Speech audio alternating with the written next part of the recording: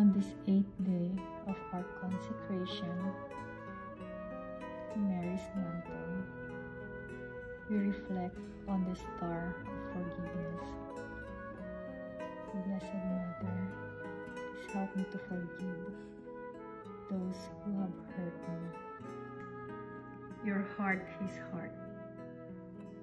Now place your enemy or enemies in your mind's eyes before you, and try to see them through the eyes of Christ.